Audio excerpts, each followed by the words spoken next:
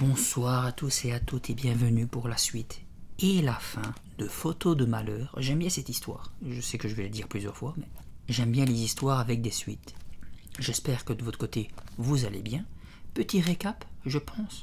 Alex avait récupéré l'appareil photo pour son devoir qu'il n'avait pas eu de bonnes notes, sinon il n'allait pas en Californie voir ses cousins. Mais depuis qu'il a l'appareil, tout part en live. Il fait des photos de lui-même, d'un sale gosse qu'il avait rencontré dans la propriété qui insistait pour qu'il ne prenne pas l'appareil photo. Il fallait absolument qu'il l'emmène, le montre à son père. Écoute, Alex, il dit que c'était son appareil à lui, je vois pas pourquoi l'autre il devrait le prendre, mais bon. Il a fait aussi une photo de sa copine Sarah, mais c'était un négatif. Ah oui, on s'était laissé sur le fait que quand il allait enfin être en cours avec son professeur, le professeur était malade et c'était une remplaçante qui était là, donc dégoûté, il veut remettre l'appareil photo dans son casier, mais il rencontre les Sumo Brothers, à laquelle j'ai envie de mettre des claques, et ils ont pris une photo d'Alex avec l'un des sumo qui le retenait, donc je me demande si c'est pas ça la photo qui va ressortir quand... rappelez-vous, Sarah elle avait pris l'appareil photo et pour se venger d'avoir été prise en photo, elle a pris juste après Alex en photo et on le voyait mais en mode énorme, comme si c'était pas son propre corps, donc je suppose que c'est le Beans qui va arriver avec l'autre sumo. Donc on s'en était laissé là, on va finir cette histoire ce soir et on va voir ce qui s'est passé vis-à-vis de la photo. Donc comme d'habitude, je vous souhaite une bonne écoute. Non, ne faites pas ça, je vous en supplie, répétai-je. Danny me maîtrisait toujours. Arrêtez les gars, cet appareil est vraiment ensorcelé. Évidemment, Brian ne m'écouta pas. Il appliqua le viseur sur son œil. Brian, non, hurlai-je.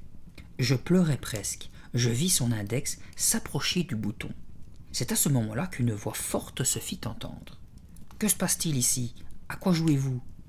Brian fut si surpris qu'il poussa un cri et laissa presque tomber l'appareil. Danny me libéra et recula contre le mur. Monsieur Grund, m'exclamai-je. Monsieur Grund est notre proviseur. Il paraît plutôt jeune. Il est toujours bronzé et il a des cheveux blonds ondulés.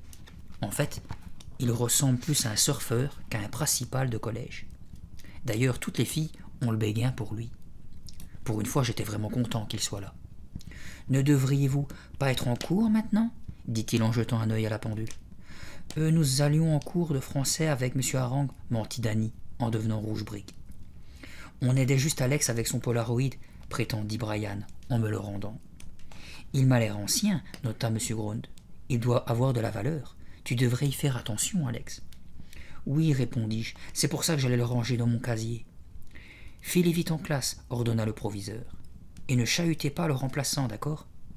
Pas de problème, répondirent les sumos, d'une seule voix. Je me glissai entre les deux et filai jusqu'au vestiaire. À la sortie du collège, je rencontrai Sarah et nous fîmes le chemin ensemble. Pendant le déjeuner, je lui avais raconté que M. Harang n'était pas venu faire sa classe. « Quoi de neuf ?» demandai-je. « J'ai eu 18 en maths. Ce n'est pas vraiment une surprise, tu as toujours la même note. Et alors, j'ai bien le droit de crâner un peu, non ?» Je n'étais pas dans mon assiette. J'étais fatigué, avec une bizarre sensation de faiblesse. Je m'arrêtai à 100 mètres de la maison pour retirer mon sac à dos. « Qu'est-ce que tu as ?» s'étonna Sarah. « Je pense que quelqu'un a voulu me jouer un tour, » dis-je en détendant les courroies. J'avais bien réglé mes bretelles et maintenant elle me serre de tous les côtés. Qui aurait pu te faire cette blague? Elle souffla dans son chewing-gum et fit une énorme bulle qui éclata. Tu as vu ça, dit-elle, c'est la plus grosse que j'ai jamais faite. J'aimerais bien la voir en photo. Ne prononce plus jamais ce mot devant moi, Sarah, m'écriai-je. Et même le mot appareil. À propos, où est-il passé? Me demanda-t-elle. Je l'ai caché dans mon casier. J'avais à peine fini ma phrase que Michael et Arthur arrivèrent en courant dans la contre-allée. J'espère que tu ne leur as rien dit, murmurai-je à Sarah. Non, ils seraient trop inquiets après ce qui s'est passé l'automne dernier. Ils ne veulent plus en entendre parler. Et moi non plus, ajouta-t-elle en me regardant droit dans les yeux. Alors quoi de neuf? Lança Arthur en me tapant le dos si fort que je faillis tomber. Pas grand-chose, dis-je en bougonnant. Si on fait une balade à vélo, proposa Michael. Il ne fait pas trop mauvais. Bonne idée, approuvai-je. J'aurais fait n'importe quoi pour chasser Harangsour de mon esprit. Super, se réjouit Sarah. On se retrouve chez Alex. Il faut d'abord que je demande la permission à ma mère. Michael et Arthur acquiescèrent et partirent. Sarah et moi traversâmes la route. Papa et maman n'étaient pas rentrés de leur travail et William était encore à l'université. Je jetai mon sac dans l'entrée. Dans la cuisine, j'attrapais une canette de jus de fruits dans le réfrigérateur et aspirais 2 longues gorgées avec une paille. Je me sentais toujours patraque, comme si j'avais une baisse d'énergie. Mais j'étais certain qu'une promenade en bicyclette me redonnerait du tonus. Constatant que mon jean me serrait un peu trop, je montai en vitesse dans ma chambre pour enfiler mon survêtement, celui dont mes parents se moquent toujours. Ils prétendent qu'il est trop grand et qu'on pourrait y mettre 2 Alex. Puis je fonçai dans la rue pour retrouver les autres qui m'attendaient déjà, assis sur leur vélo. « Allons-y, dit Arthur, le ciel commence à se couvrir. » J'allais chercher mon VTT au garage. Je fis mon coup de voltige habituel en levant le plus haut possible ma roue avant, comme les motards. L'engin s'élança dans les airs, et je me rassis lourdement sur ma selle, les 2 jambes en avant. Catastrophe. Les 2 pneus éclatèrent en même temps. L'air siffla, tandis qu'il s'affaissait sur le sol. « Qu'est-ce que ça veut dire, ça » m'écriai-je. Sarah, Michael et Arthur éclatèrent de rire. « Tu as de beaux pneus » se moqua Michael. « À mon avis, tu devrais faire un régime » me conseilla Arthur. « Comment ça, un régime ?» J'eus beau me dire qu'il blaguait, ses paroles me donnèrent le frisson. Je ne pus m'empêcher de penser à la photo maudite. Je me revis gonflé comme une montgolfière. Je descendis de mon vélo, rouge comme une tomate. J'ai dû retomber trop lourdement, c'est tout, murmurai-je. À mon avis, il te faudrait un tricycle, plaisanta Michael. J'inspectais les pneus en passant la main dessus. Ils avaient chacun un gros trou. Bien que neufs, ils avaient explosé. Voilà qu'était étrange. Contrarié et préoccupé, je ramenai mon VTT au garage. Je n'avais plus qu'à emprunter celui de William. C'est un vieux modèle, mais je l'aime bien. Il a 12 vitesses, alors que le mien n'en a que 10.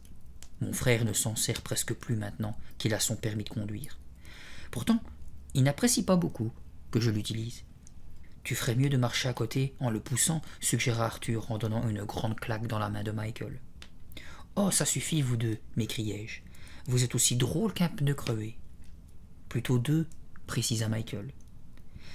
C'est d'un char d'assaut que tu aurais besoin, renchérit Arthur. Toi, c'est un bon coup de poing sur le nez qu'il te faudrait, le menaçai-je.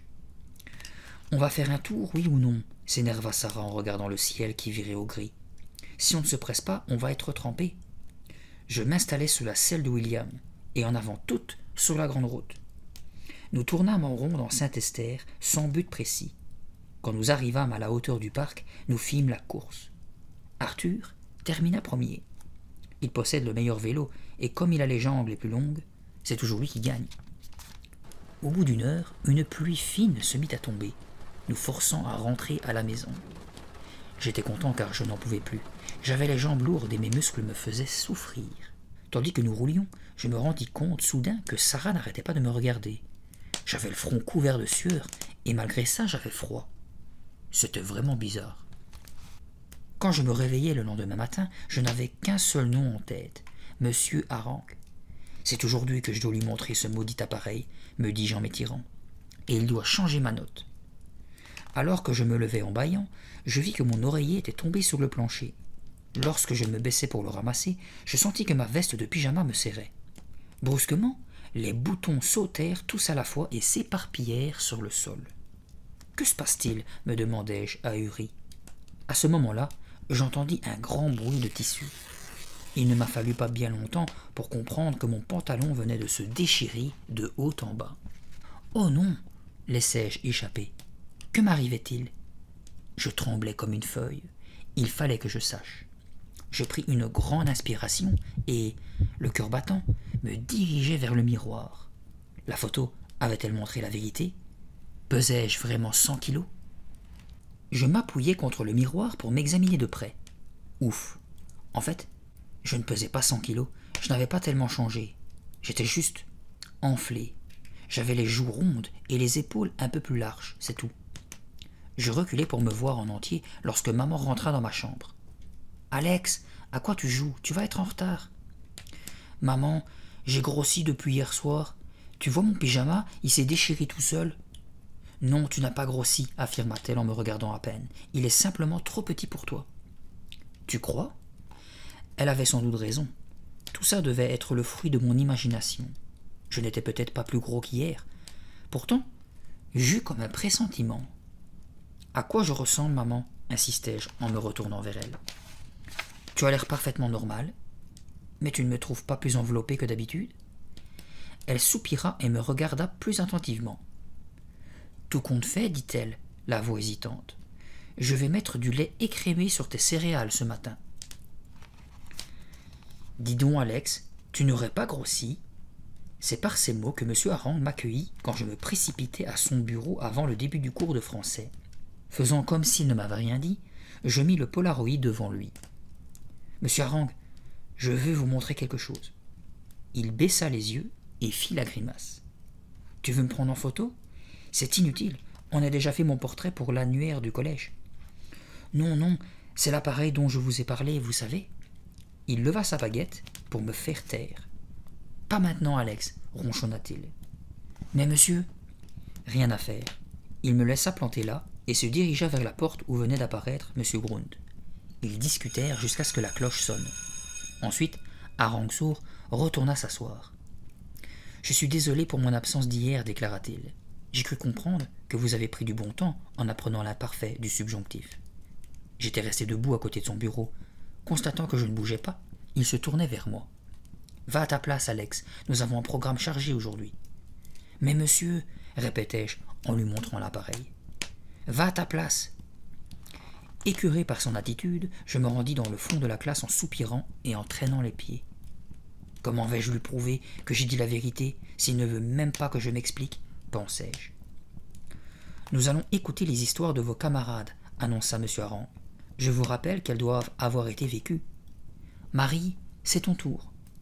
Marie, qui était assise au premier rang, se leva et annonça. C'est l'histoire de mon chat, Gaufre. Nous fûmes plusieurs à grogner. Ça promettait d'être ennuyeux. Mais M. Hareng afficha un grand sourire. Incroyable, c'était bien la première fois que ça lui arrivait. J'aime beaucoup les chats, Marie, dit-il en ronronnant presque. J'en ai 6. 6 chats?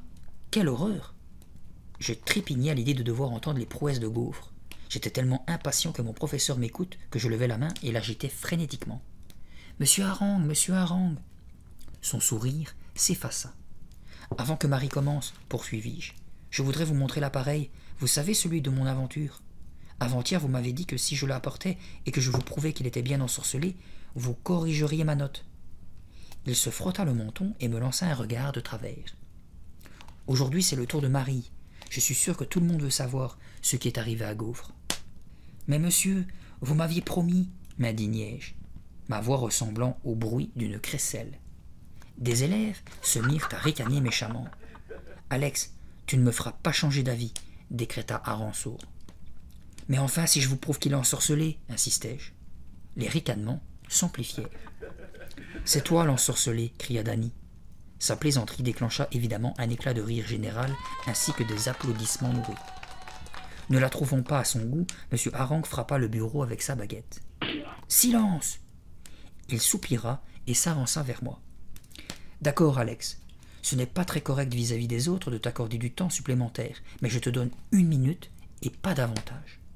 1 minute. Je n'avais pas besoin de plus. » Je passai rapidement la main sur la poche de ma chemise pour vérifier si j'avais la photo montrant John en train de souffrir atrocement. J'étais certain qu'en la découvrant, M. Hareng me croirait. « Allez, dépêche-toi, Alex, dit-il. »« J'arrive. » J'essayais de quitter ma chaise. Impossible. Mon ventre était tout ballonné. Il était coincé sous la table, fixé au sol. J'étais trop gros pour me dégager. Mais qu'est-ce qu'il m'arrive? Je sentis mon estomac faire des nœuds. Mon ventre avait triplé de volume. 10 minutes plus tôt, je m'étais assis sans problème à ma place. Et maintenant, j'étais immobilisé. J'ai dû grossir de 25 kilos pendant ce temps, pensai-je. M. Hareng faisait les gros yeux et tapotait nerveusement le bureau avec sa baguette. « Alex, on t'attend. » Au bout de 4 essais, je parvins enfin à m'extirper de ma chaise. Portant avec précaution mon appareil, je marchai lourdement vers le tableau. « Voilà l'objet, dis-je. Mes copains et moi, nous l'avons trouvé dans la maison déserte, là-haut, comme je vous l'avais déjà raconté. Quelqu'un a dû jeter un sort à cet appareil et... » Il saisit le Polaroid et l'inspecta en le tournant dans tous les sens. Il l'approcha de son visage et plaça son index sur le bouton. « Non, ne faites pas ça !» m'écriai-je. Il le rabaissa. « Comment veux-tu que je sache qu'il est ensorcelé si je ne l'utilise pas? J'ai la preuve de ce que j'avance. J'ai apporté un cliché. » Mes mains ressemblaient à des boudins mous. Elles avaient tellement grossi que je ne pouvais pas fermer le poing. Mes doigts étaient si gonflés que je pus à peine les introduire dans ma poche. Quand enfin j'y parvins, je faillis déchirer la photo de John en essayant de la sortir. Il prit le cliché et l'examina attentivement. « Ce garçon s'appelle John, expliquai-je. Je l'ai rencontré il y a 2 jours. Quand je l'ai photographié, il allait parfaitement bien. Mais sur le développement, on voit qu'une pointe lui traverse le pied. 2 minutes plus tard, il marchait sur un grand clou et son père devait l'amener d'urgence à l'hôpital. » Monsieur Hareng éclata de rire. « Ça alors, c'était la première fois. »« Ça n'a rien de drôle, protestai-je. Le pauvre a souffert horriblement. »« Tu sais, j'ai déjà vu beaucoup de ces montages, » décréta monsieur Hareng sans quitter l'image des yeux. « Que voulez-vous dire?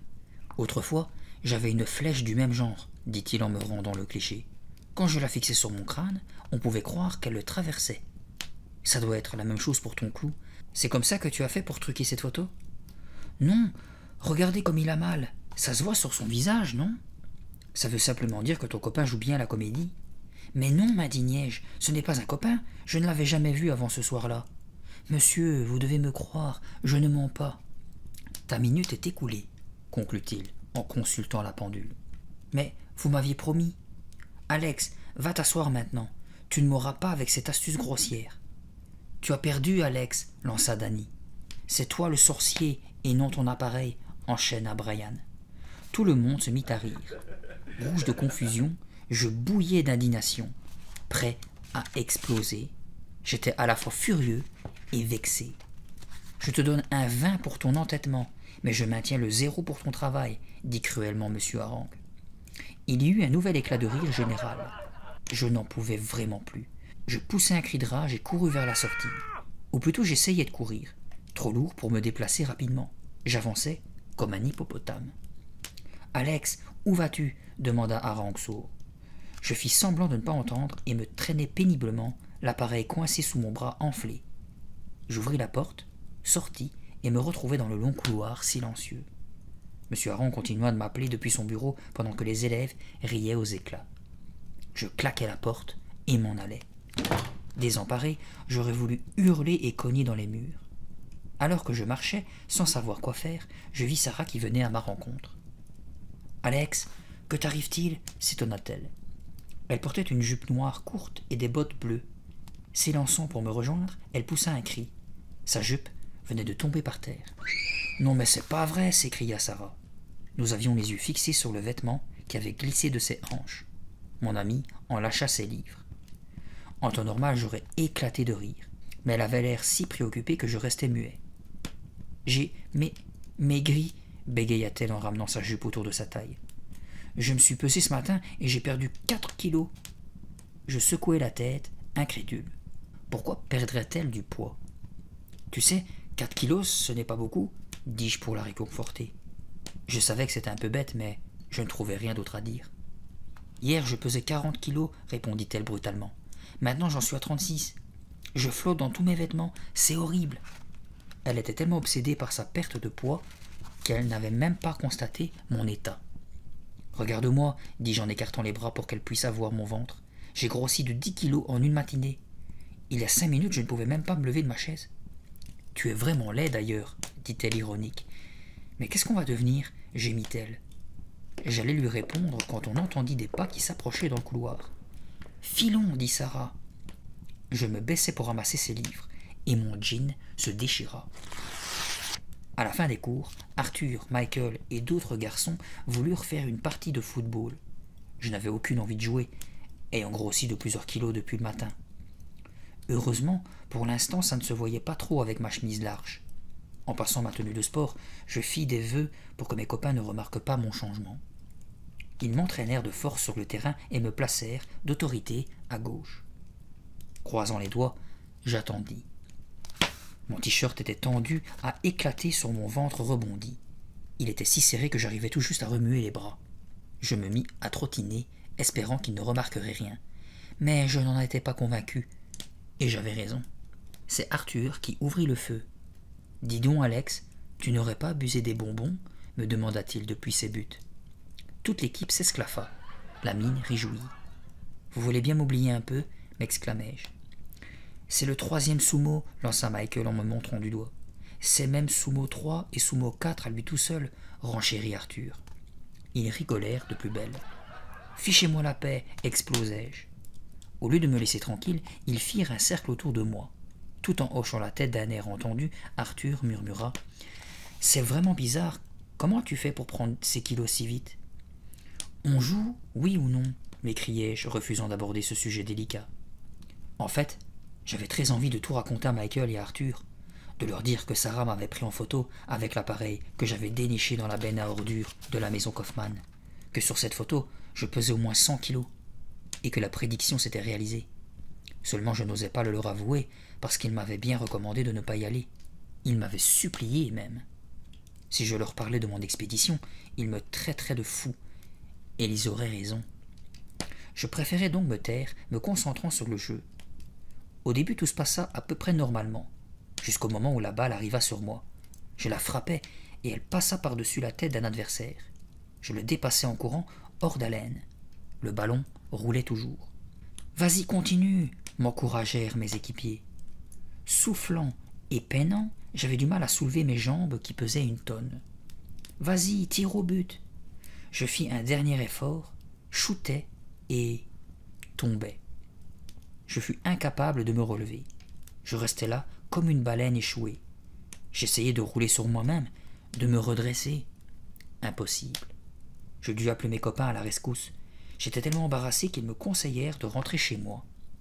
Cette partie de football m'avait épuisé et j'eus beaucoup de mal à déplacer mon corps, énorme, jusqu'à la maison. J'étais en nage. Mes habits étaient si tendus que je suffoquais. Mon jean avait craqué. Ma chemise allait éclater. Mes pieds risquaient de déchirer mes baskets. C'est atroce, pensai-je. Il faut que je trouve des habits plus larges. Je me souvins du survêtement que j'avais porté quand on a fait du vélo. Je me traînai jusqu'à ma chambre et le sortis de mon placard. J'essayai de l'enfiler. 1 fois, 2 fois. Frissonnant d'horreur, je m'aperçus qu'il était devenu trop petit. Pendant cette seule journée, j'avais bien pris 15 kilos. Le soir, je pouvais à peine bouger. Maman affirma que c'était une forte réaction allergique. « C'est quoi une réaction allergique ?» lui demandai-je. « Tu as dû manger quelque chose que tu ne supportes pas. Personne ne gonfle comme ça en si peu de temps. » Papa me fixait, faisant semblant de rester calme, mais je voyais bien qu'il était inquiet. « Alex, tu ne mangerais pas trop de gâteaux après le collège ?» lança-t-il. « Voyons, chérie, » intervint ma mère. « Même s'il avalait des tonnes de gâteaux, ça ne le ferait pas grossir si vite. »« Il faut le conduire chez un allergologue, » murmura papa, en se frottant le menton. « Nous irons demain chez le docteur West. Il nous conseillera. » Je décidai d'aller me coucher. J'atteignis la porte avec difficulté. Je devais fournir beaucoup d'efforts simplement pour bouger mes énormes jambes. Mon ventre démesuré me déséquilibrait en me tirant vers l'avant. Je savais pertinemment qu'aucun docteur ne pourrait me sortir d'affaire. Je n'avais aucune allergie. Je connaissais parfaitement l'origine de cette maladie. C'était la photo maudite qui m'avait transformé en montagne. Aucun médecin, aucun régime ne me ferait maigrir. Et l'idée de retourner en classe dans cet état me terrifiait. Je demandai à mes parents de ne pas m'envoyer au collège. « Laissez-moi rester à la maison. Tout le monde va se moquer de moi. Ça va être terrible. Je ne saurai pas où me mettre. » Mais mon père insista pour que j'y aille. « On ne sait pas combien de temps prendra ta guérison. Personne ne rira de toi. Tes copains comprendront que tu es malade. » J'eus beau pleurer, supplier, me mettre sur mes gros genoux, rien à faire. Ils ne voulurent pas m'écouter. « Ne te fais pas de soucis, » dit papa tandis que j'avançais péniblement le lendemain matin. Papa m'avait prêté son vieux survêtement et il était déjà trop petit. J'avais affreusement honte. Pendant que je marchais sur le trottoir, les automobilistes ne pouvaient pas s'empêcher de me regarder. J'avais même la désagréable impression qu'ils se moquaient de moi. J'avais bien refusé d'aller en cours à pied, mais lorsque j'avais essayé de rentrer dans notre voiture, il avait fallu que je me rende à l'évidence. Elle n'était plus assez grande. Dès que je franchis le portail du collège, les élèves me dévisagèrent. Seulement, aucun d'eux n'osa plaisanter. Il n'y eut ni blague, ni commentaire. Ils semblaient tout simplement avoir peur. Peur de m'approcher, peur que ce soit contagieux. Je ressemblais maintenant un ballon rempli de gélatine. La matinée se passa à peu près bien. Je fis mon possible pour me faire tout petit. Évidemment, ce n'était pas facile, mais on me laissa tranquille. Enfin, jusqu'au moment où commença le cours de M. Hareng. Ironique et désagréable, il fit tout pour m'embarrasser devant les autres. « Alex, je ne pense pas que tu puisses t'asseoir sur une chaise, me lança-t-il en agitant sa baguette. Reste donc debout, près de la fenêtre. » Je ne répondis rien. Comme je me dirigeais vers cette fenêtre, je trébuchais. La classe resta silencieuse. Aucun élève ne rit. Ils avaient sans doute compris que mon état était grave. Seul Arangsour insista lourdement pour me mettre encore plus mal à l'aise. « Non, tout compte fait, ne reste pas près de la fenêtre, tu caches le soleil. » Mes camarades ne réagirent pas. Je crois qu'ils avaient de la peine pour moi. Même Danny et Brian s'abstinrent de sortir une de leurs habituelles plaisanteries. « Alex, continua M. Hareng, va à l'infirmerie, demande à l'infirmière de t'expliquer les principes de base de la nutrition. J'ai peur que tu aies forcé sur les sucres et les graisses. » Cette méchanceté n'amusa personne. Je retournai la masse qui me servait de corps et le dévisageai. Parlait-il sérieusement? Voulait-il vraiment que j'aille à l'infirmerie? Vas-y, insista-t-il en me montrant la porte. N'ayant plus qu'à obéir, je sortis de la pièce en soupirant. Je m'attendais à ce que Danny me fasse son stupide croche-pied en plaçant sa jambe dans l'allée. Mais il regardait droit devant lui, aussi silencieux et immobile que les autres. Je fus soulagé parce que, si j'étais tombé, je n'aurais jamais pu me relever. Furieux contre M. Hareng, je ruminais des pensées amères. Pourquoi se moquait-il ainsi de moi? Pourquoi était-il cruel? Je n'avais aucune réponse à ces questions. Et de toute façon, j'étais trop en colère pour avoir les idées claires. Mais j'étais certain que j'aurais ma revanche, et je serais sans pitié. Je le pousserais à bout, et tous les copains en seraient témoins. Arrivé devant l'infirmerie, j'aperçus une fille toute menue, perchée sur une chaise dans la salle d'attente. J'oubliais toute ma rancœur. Choqué, la bouche grande ouverte, je réalisais que c'était Sarah. Je ne l'avais pas reconnue d'emblée. Son jean et son t-shirt semblaient surdimensionnés. Ses bras étaient aussi fins que des pinceaux. Elle avait un visage pâle, couvert de boutons. Même sa tête avait diminué de volume. On aurait dit un citron perché sur une baguette de pain. « Alex, murmura-t-elle faiblement, c'est toi qui habites ce corps de géant? Sarah, combien as-tu perdu de kilos pour être aussi mince? Je ne sais plus, je rétrécis. Je suis si légère que ça m'a pris des heures pour aller au collège ce matin. Le vent m'empêchait d'avancer. Tu es malade? Elle fit une grimace. Tu sais bien que je ne suis pas plus malade que toi. Je diminue de volume parce que tu gonfles, et c'est l'appareil photo qui en est responsable. Je soupirais, désespéré. Tandis que nous entrions dans l'infirmerie, je dus soutenir mon ventre monstrueux à deux mains. Sarah, tu as raison, admis-je. Ce sont ces photos diaboliques. Nous sommes fichus. Papa vint me chercher au collège. Il avait été obligé de louer une camionnette pour que je puisse aller chez le docteur West. J'eus quand même beaucoup de mal à m'installer sur le siège. Il ne fut pas question de mettre la ceinture, bien sûr. « Je suis certain que le docteur West te remettra d'aplomb en peu de temps, » dit papa, pour me rassurer. Cependant, je pouvais lire sur son visage qu'il se faisait vraiment du souci. Le docteur West est un vieux monsieur très aimable. Il a de grands yeux bleus et les cheveux tout blancs. Il a la manière rigolote de s'adresser à tous les enfants comme s'ils avaient 2 ans. À la fin de chaque consultation, il leur donne un bonbon. Évidemment, ce jour-là, il n'allait pas m'offrir de sucreries. Quand je voulus me peser, je n'y arrivais pas. L'aiguille de la balance ne montait pas assez haut. Le docteur parut ne pas y croire. Il écouta mon cœur avec difficulté parce que son stéthoscope se coinçait dans les plis de ma poitrine. Concentré et pensif, il me fit toutes sortes de tests. « On enverra les échantillons de sang au laboratoire, conclut-il. Nous aurons les résultats dans quelques jours. » Il secoua la tête, fronça les sourcils et fixa le plafond. Je n'ai jamais rien vu de pareil, je suis complètement abasourdi. Moi aussi, j'étais abasourdi. Seulement ce n'était pas pour les mêmes raisons que lui. Je savais quelle était la cause de mon état. À peine arrivé à la maison, je me hissai jusqu'à ma chambre et attrapai le téléphone. Je fus obligé de déployer une énergie considérable pour amener le combiné jusqu'à mon oreille boudinée. Mon bras était si enflé que je le pliais difficilement. Je dus m'y reprendre à 3 fois pour composer le numéro. Mon gros doigt tapait 2 chiffres à la fois. Sarah répondit à la 3e sonnerie. Allô ?» Sa petite voix faible et aiguë semblait flotter dans l'air. Je l'entendais à peine. « C'est moi, Alex, dis-je. J'arrive tout de suite avec l'appareil. »« Ce n'est pas la peine de crier. Presse-toi, Alex, j'ai encore perdu 2 kilos. J'ai peur de m'envoler. Je serai là dans 1 minute. Nous allons trouver une solution pour nous en sortir. » Après avoir accroché, je pris le Polaroid dans le tiroir où je l'avais caché et le tins serré dans mes mains d'obèse. « Si je grossis encore, j'explose, m'écriai-je. Je descendis l'escalier avec peine, soufflant comme un phoque. « Je vais chez Sarah, » annonçai-je à mes parents une fois arrivé au rez-de-chaussée. Assis dans le salon, ils commentaient ma visite chez le docteur. « Il va pleuvoir, prends un parapluie, » me conseilla maman. « Pas la peine, c'est à côté, » répondis-je en ouvrant la porte, l'appareil calé dans le pli de mon bras.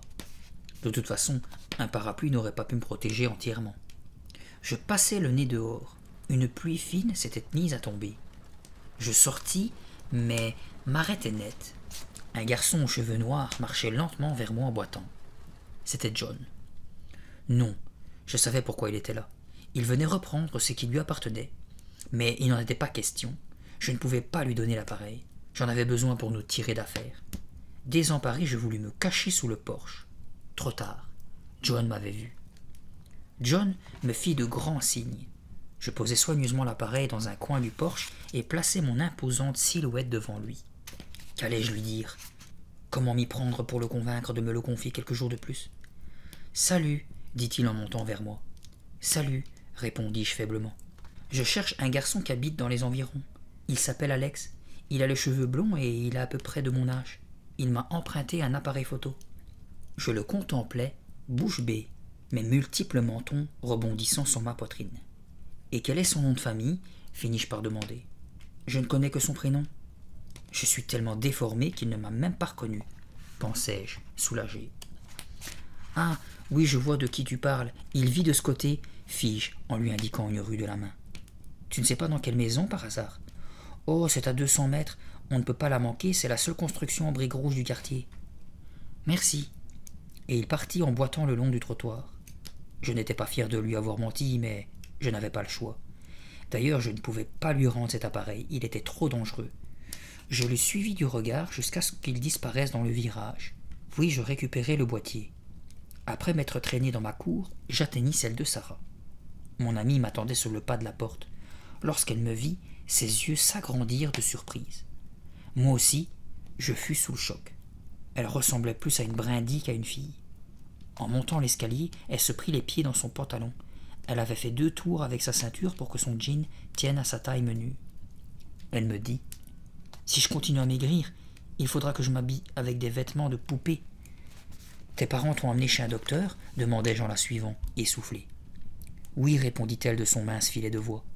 Il m'a recommandé de boire de grands bols de crème plusieurs fois par jour. » Dans sa chambre, je m'assis avec précaution sur le lit. J'avais peur qu'il ne casse sous mon poids. En effet, dès que je fus dessus, j'entendis un craquement. Le bois avait cédé. Le lit s'écroula sur le plancher. « Ne t'en fais pas, » me rassura Sarah, « je n'ai plus la force de grimper dessus. »« Si je grossis encore, soupirai-je, je ne passerai plus dans les portes et je ne pourrai plus sortir de chez moi. » Sarah avait les mains croisées devant elle. Ses doigts étaient si fins qu'on aurait pu les prendre pour des pattes d'oiseau. Avec ses longs cheveux noirs qui pendaient le long de sa petite tête ronde, son corps ressemblait à un piquet. Elle se mit à pleurer. « Que va-t-on faire ?» Je caressais l'appareil photo. « Je l'ai apporté à tout hasard.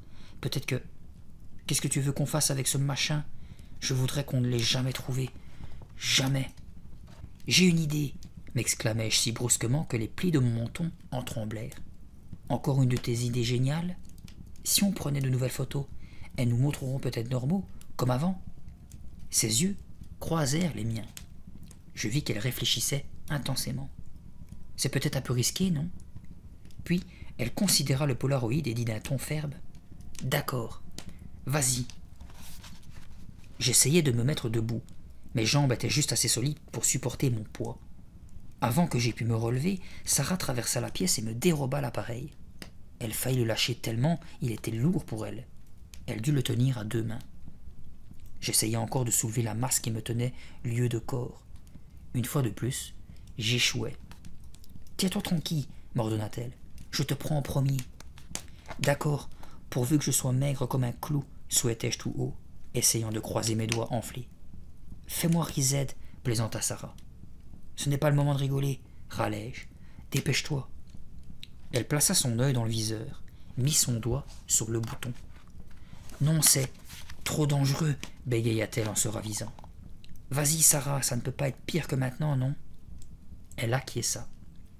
Quand il faut y aller, soupira-t-elle. Souhaitons que cette photo te montrera tel que tu étais, Alex. Elle appuya sur le déclencheur. Le flash m'éblouit. Une seconde plus tard, le carré blanc jaillit de la fente. Sarah s'en saisit. Elle le tint serré et s'agenouilla devant moi pour que nous puissions l'examiner ensemble. Ça y est, elle se développe, annonça-t-elle. Le jaune sortit en premier. Je me concentrai, essayant de distinguer mon visage. À quoi ressemblait-il? Était-il gonflé ou avait-il retrouvé son aspect normal? Pour l'instant, ce jaune était encore trop pâle. Nous étions figés, attendant que le papier fonce. Et d'un seul coup, j'apparus. Je vis mon énorme crâne et mon corps gonflé comme une montgolfière. J'étais toujours aussi gros, et même plus gros. Non, hurlai-je horrifié. Ce n'est pas possible. Maman, je veux redevenir le garçon que j'étais. Sarah remuait tristement sa petite tête. Ah, Alex, qu'est-ce que tu as sur le visage? Je saisis la photo, m'attendant au pire. Ah non, me lamentai-je, pas ça. Ma peau s'était transformée en une sorte de carapace, comme celle d'un crocodile. Tu en as aussi sur le bras, nota mon ami. C'est alors que les démangeaisons commencèrent. Je relevai mes manches, mes bras étaient couverts d'épouvantables plaques rouges. Aïe, quel enfer, m'écriai-je, ça me gratte partout. Et plus je me grattais, plus ça picotait. Des écailles se mirent à tomber par terre. Sarah fit un pas en arrière, laissant échapper le cliché qui atterrit sur le parquet. « C'est horrible !» grimaça-t-elle. « Mon dos me fait mal, c'est terrible. Je ne peux pas l'atteindre. Ne compte pas sur moi pour le faire à ta place, c'est trop dégoûtant. » J'enlevai une large plaque rouge sur le dessus de ma main. « Sarah, et si je te photographiais une nouvelle fois ?» proposai-je. « Tu auras peut-être plus de chance que moi. » « Pas question, dit-elle en reculant encore. Ça ne peut qu'empirer. La preuve. » Sa bouche se tordit de dégoût. « Excuse-moi, Alex, mais tu es si repoussant. Je crois que je vais me trouver mal. » J'essayai d'atteindre ma nuque, mais je ne parvins pas à plier assez mes coudes. « Déchirons ces photos, déclara Sarah. Comment ?» Elle se baissa lentement pour ramasser le dernier développement. « Détruisons-les toutes, insista mon ami. Je parie qu'ensuite on sera comme avant. » Tu crois? Fis-je, arrêtant de me frictionner. Pourquoi pas? Ça vaut le coup d'essayer. Qu'est-ce qu'on risque, après tout? Je retirai les deux autres photos de ma poche, celle de Sarah en négatif et la première de moi où je figurais aussi volumineux qu'un ballon. Allons-y, décidai-je. Je déchire ces deux-là, toi l'autre. Nous tenions les clichés, prêts à agir. J'allais commencer par le mien lorsque je stoppai net. Sarah et moi, nous nous regardâmes en silence. Était-ce le bon moyen de nous sauver?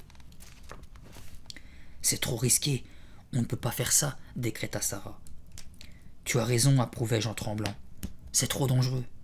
Si on les déchire en 1000 morceaux, on se retrouvera peut-être aussi en 1000 morceaux, ou bien on s'évanouira pour ne plus jamais réapparaître. Écoute, ne parlons pas de ce qui pourrait nous arriver. Regarde à quoi nous ressemblons. Qu'est-ce qui pourrait nous arriver de plus horrible? Des tas de choses, s'exclama Sarah. Mais arrêtons de nous lamenter, Alex. Essayons de trouver une solution pour nous sortir de là. Soyons positifs.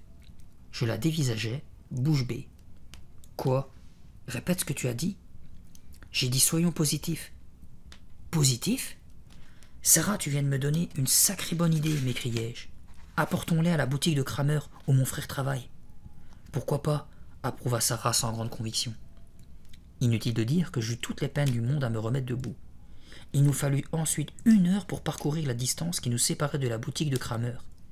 En chemin, je devais reprendre mon souffle tous les 3 ou 4 pas et enlever les écailles qui me défiguraient. J'ai dû également retenir Sarah que chaque rafale de vent menaçait d'emporter. Heureusement, nous ne croisâmes personne. Quand nous arrivâmes enfin au magasin, nous poussâmes un soupir de soulagement. Mais William n'était pas là. Mon cœur s'arrêta presque de battre. Je me précipitai vers M. Kramer. Il est dans le labo photo, nous annonça-t-il, les yeux écarquillés. C'est vrai, nous devions être particulièrement laids. Un éléphant et un sac d'os, ça ne se rencontre pas tous les jours. Nous allâmes dans le fond et je frappai à la porte du laboratoire. J'attendis que mon frère apparaisse. Je ne voulais pas ouvrir la porte moi-même, car s'il développait des pellicules, je risquais de gâcher les films en faisant pénétrer la lumière du jour. William sortit au bout de 2 minutes. Tout d'abord, il ne me reconnut pas. À mon avis, il avait dû oublier que j'avais grossi de 50 kilos depuis la veille. « Qu'est-ce qui se passe, Alex » fit-il dégoûté. « Tu as attrapé la gale ou quoi ?»« Je n'en sais rien, William, » répliquai-je d'une voix lugubre. « Sois gentil, rends-moi service. » Il haussa les épaules. « Quel genre de service ?» Je lui montrai les 2 photos, celle de Sarah et celle sur laquelle je pesais 1 tonne. « Peux-tu les mettre à l'envers » lui demandai-je fiévreusement. « Je ne comprends pas ce que tu veux dire. »« C'est pourtant simple. Est-ce que tu peux sortir un positif de ce négatif et un négatif de ce positif ?» Sarah poussa un petit cri aigu. Elle venait de comprendre à quoi je voulais en venir. Si nous inversions les clichés, nos corps reprendraient peut-être leur aspect normal. William prit les photos et les examina. « Je crois que j'y arriverai, conclut-il. Vous en avez besoin pour quand ?»« Maintenant » criâmes-nous d'une seule voix. Il nous regarda attentivement. J'essayai de me gratter le dos. En vain. Mes bras étaient si gros que je ne pouvais plus les lever. Si ça continuait comme ça, dans quelques heures je n'allais plus pouvoir marcher. Il me faudrait me promener dans une brouette. « Je t'en supplie, William, implorai-je. J'ai vraiment beaucoup de travail, objecta mon frère. Je te donnerai tout mon argent de poche. Cet argument acheva de le convaincre. D'accord, attendez-moi ici. Il disparut dans le laboratoire et on l'entendit tirer le verrou. Nous attendîmes et attendîmes encore. Les secondes nous parurent des années. Pendant ce temps, M. Kramer nous surveillait à la dérobée. Nous préférâmes l'ignorer. Épuisé par mes démangeaisons, j'avais envie de m'asseoir, mon excès de poids me faisant de plus en plus mal aux jambes et aux pieds. Mais je craignais de casser le siège et de ne plus pouvoir me relever. Une bonne demi-heure passa. Nous nous tenions devant la porte, sans oser bouger. Enfin, elle s'ouvrit brutalement. William sortit en grommelant. « Voilà, dit-il en me tendant les nouvelles photos. Et n'oublie pas ce que tu m'as promis, hein. » Je jetai un coup d'œil au résultat. Il avait bien fait ce qu'on lui avait demandé. Sur le positif, Sarah souriait. Moi, j'étais en négatif, mais toujours affreusement obèse. « Allez, filez avant que je ne perde mon travail, » nous ordonna William. Je pris Sarah par la main et l'entraînai dehors. La pauvre ne pesait pas beaucoup plus qu'une plume. Elle était encore plus mince et plus pâle qu'à notre arrivée. Sa main ressemblait à une poignée d'herbe. Nous nous arrêtâmes devant la boutique et je pris les 2 images. Je les tins en l'air pour que nous puissions les examiner. Nous restâmes ainsi sur le trottoir pendant 3 minutes, attentifs au moindre changement de couleur, espérant que nos corps redeviendraient ce qu'ils avaient été. Mais rien ne se passa. Nous restions les mêmes, inchangés. « Nous sommes maudits, » dis-je tristement. Alors une écaille de peau rouge se détacha de mon front et tomba sur le sol. Le lendemain matin, je me réveillai très tôt, avant même que le réveil sonne. Je m'étirai en bâillant et me tournai sur le côté. Pensant à mon corps d'éléphant, je rassemblai mes forces pour le soulever. « Oh, Is !» criai-je en bandant mes muscles. Le résultat ne fut pas celui que je croyais. Je fis un bond qui m'envoya à l'autre bout de la chambre. Je me cognai contre le mur. « Incroyable ! Que se passe-t-il » m'étonnai-je à voix haute. « Et si ?» Je rampais jusqu'au miroir. Oui, j'avais retrouvé mon corps. Ma peau ne ressemblait plus à celle d'un crocodile. Je n'avais plus de plis et de morceaux de chair flasque. Plus de joues rebondies. Mon ventre n'avait plus la forme d'un énorme ballon gonflé à bloc. C'était moi, tel que j'étais, tel que j'avais toujours été. Je croisais sans effort mes bras sur ma poitrine, me frottais le visage et me tirais les cheveux. Fou de joie, je grimpai sur mon lit et me mis à sauter dessus, en levant les mains vers le ciel, exprimant mon bonheur de toute la puissance de mes poumons. « Ça a marché, ça a marché !» hurlai-je. Le fait d'inverser la photo avait suffi. Je poussai un long cri de joie comme un loup qui hurle à la lune. Mes parents entrèrent brusquement dans ma chambre. Effrayés, ils écarquillèrent les yeux, la bouche grande ouverte. Maman poussa une exclamation de surprise. Papa resta muet, incapable de prononcer un mot.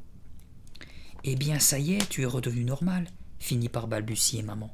« Toi, c'est Bien toi, bégaya papa, en me montrant du doigt. Tout heureux, ils se précipitèrent vers moi et me serrèrent dans leurs bras. J'en étais sûr, tu avais mangé un produit que tu ne supportes pas, affirma maman. Oui, ajouta papa, un produit auquel tu es allergique. Hier soir, nous étions très inquiets en te voyant arriver, mais j'étais certain que ton état s'améliorerait en un jour ou deux. Moi aussi j'en étais convaincu, affirmai-je, sachant pertinemment que je mentais. Tu as été formidable pendant cette épreuve, dit maman en essuyant une larme sur sa joue. Tu t'es conduit comme un homme. Vous savez bien que j'essaie toujours de prendre les choses du bon côté, crânai-je. Après avoir avalé rapidement mon petit déjeuner, je fonçai chez Sarah. Elle sortit alors que j'arrivais chez elle. Tout sourire, mon ami leva ses doigts en V, en signe de la victoire. « On a réussi, Alex !» s'exclama-t-elle en courant à ma rencontre, tout émerveillée. Ses longs cheveux noirs flottaient au vent. Elle aussi avait retrouvé son aspect. Criant et sautant en l'air, nous nous mîmes à danser et à chanter dans le jardin. « On est normaux, on est normaux !» Nous nous arrêtâmes au bout d'un moment pour reprendre notre souffle. « On ferait mieux de se presser, sinon on va être en retard au collège », fit remarquer Sarah. « Je suis tellement contente à l'idée de me montrer à tout le monde. Normal. Je suis redevenue normale. »« Moi aussi, » ajoutai-je. « Mais attends-moi une seconde. Je reviens. J'ai oublié quelque chose dans ma chambre. » Je fis demi-tour et me mis à courir à travers le gazon. « Qu'est-ce que tu vas chercher ?» demanda Sarah en me suivant. « L'appareil photo, lui criai-je. » Elle me rattrapa, me saisit par les épaules et me força à m'arrêter. « Alex, qu'est-ce que tu veux en faire? Tu ne crois pas qu'il nous a causé assez de problèmes comme ça ?» Je fronçai les sourcils, subitement sérieux. Et, baissant la voix, je lançai sur le ton de la confidence. « Je veux me venger. »« Alex, Alex, je t'en supplie, » m'implora Sarah. Je fis semblant de ne pas entendre. Je m'étais fixé un but. J'entendais bien aller jusqu'au bout.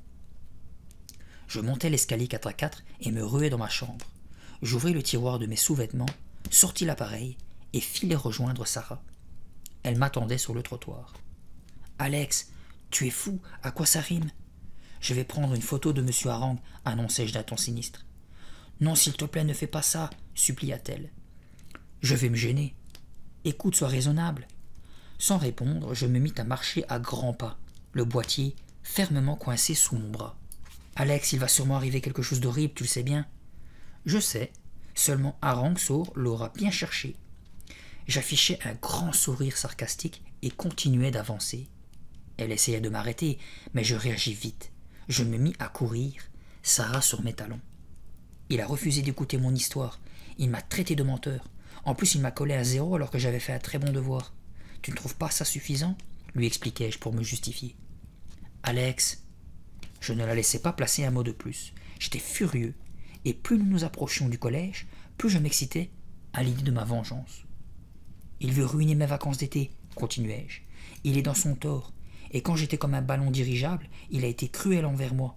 Il m'a ridiculisé devant tout le monde, à tel point que je ne savais plus où me mettre. Je te l'ai raconté, non ?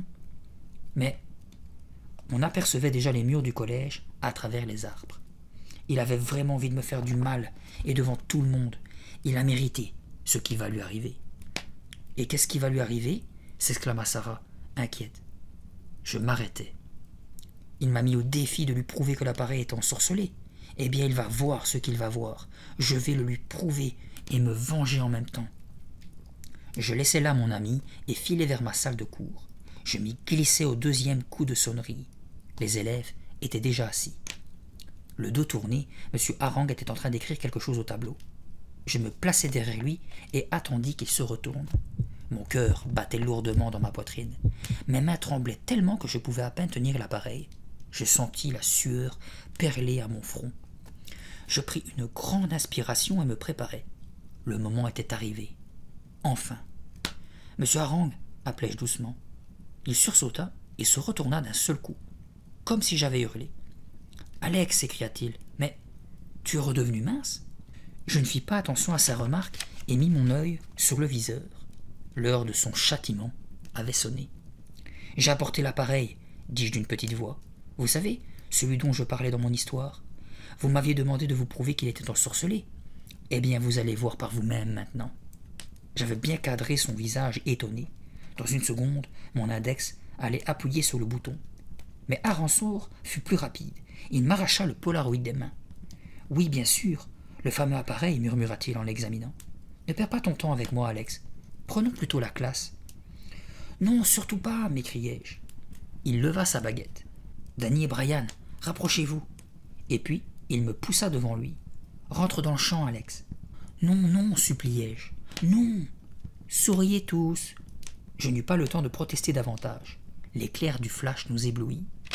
Je pense que je vous aurai tous sur l'image, se réjouit Aransour. Maintenant, on va voir ce qui va se passer. J'eus beaucoup de mal à avaler ma salive. J'avais un énorme nœud dans la gorge. Effectivement, bégayai-je. On va voir. Ça, c'est sûr. Et voilà comment se termine Dangereuse photo. J'ai failli oublier le titre. J'ai vraiment adoré. Je le répète encore, mais j'adore les histoires à suite, parce que je trouve que quand déjà la première partie est super cool, la suivante doit l'être tout autant. Beaucoup de claques se perdent dans ce livre, il y en a beaucoup qui le mériteraient. Mais j'ai aimé le respect de la classe quand Alex était devenu énorme. Même les deux sumo, comme ils savent les conditions de vie, que quelqu'un, quand est bien portant, on ne se moque pas. Et d'ailleurs, même dans la vraie vie, on ne devrait pas le faire. Et le prof avait bien cherché. Malheureusement, Alex, c'était un petit branque, il aurait pu faire une photo de loin. C'est vraiment dommage que le prof, encore une fois, c'est pas lui qui va subir, mais c'est toute la classe qui va prendre cher. Donc, c'est une fin en soi. Bon, on aurait aimé, je suppose, tous que ce prof paye le prix fort, mais curieux de savoir ce que la classe va subir. Mais j'ai adoré l'histoire. J'espère que de votre côté, vous aussi, si vous êtes réveillés, faites-le moi savoir, likez, partagez, commentez surtout et abonnez-vous pour ne rater aucune autre histoire. D'ailleurs, la suivante, le tome 32, c'est Les fantômes de la colo. Donc je ne sais pas si c'est une suite à une autre histoire, parce qu'on a eu déjà pas mal de colos dans les histoires de chair de poule pour le moment. Si vous dormez, tant mieux. Vous recommencerez l'histoire de là où vous avez arrêté. Si vous êtes toujours réveillé, on va lire ensemble le synopsis de ce livre. Les fantômes de la colo, centre de loisirs à risque. Enchantés à l'idée de passer des vacances à la colo des esprits lunaires, Harry et son frère Frank sont vite refroidis par l'accueil qu'il leur est réservé. Les blagues qu'on leur fait sont de plus en plus dangereuses. L'histoire racontée par le directeur du centre à propos d'une colonie de vacances fantômes serait-elle vraie ? Harry et Frank ont la désagréable impression qu'un piège se referme sur eux et qu'ils vont servir d'appât.